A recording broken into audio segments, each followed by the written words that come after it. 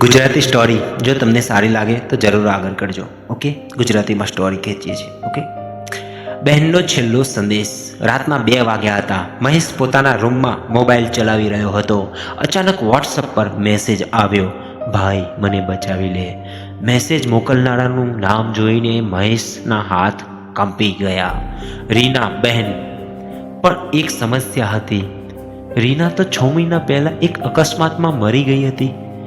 મહેશને લાગ્યું કોઈ મજાક કરી રહ્યું છે, પણ પછી બીજો મેસેજ આવ્યો, ભાઈ હું હજુ જીવતી છું, તેઓએ મને બંધ રાખી છે. મહેશનું દિલ ધડકવા લાગ્યો. એણે તરત કોલ કર્યો, પણ નંબર સ્વિચ ઓફ. ત્યારે એને એક જૂની વાત યાદ આવી. અકસ્માત વખતે રીનાની ડેડ બોડી પૂરી મળી નહોતી. મેસેજમાં એક લોકેશન આવ્યું, ઓલ્ડ ફેક્ટરી સિટી બાર. મહેશે વિચાર્યું, જો કોઈ પ્રેમ છે કે કોઈ મજાક, પણ આ સાચું બી હોઈ શકે છે. પણ ભાઈને એવું લાગ્યું કે હું કોશિશ કરીશ.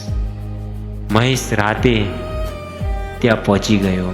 ફેક્ટરી પૂરી અંધારી હતી.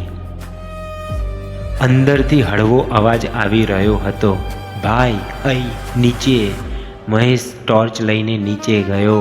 ત્યાં એક રૂમ બંધ હતો. તાળા તોડીને અંદર ગયા. અંદર શું જોયું? એક છોકરી બંધ હતી. દેખાવથી બરાબર રીના જેવી, પણ બહુ નબળી હાલતમાં. એને ધીમેથી કહ્યું, ભાઈ મને ઓળખી નથી શક્યો. મહેશ શોકમાં આવી ગયો.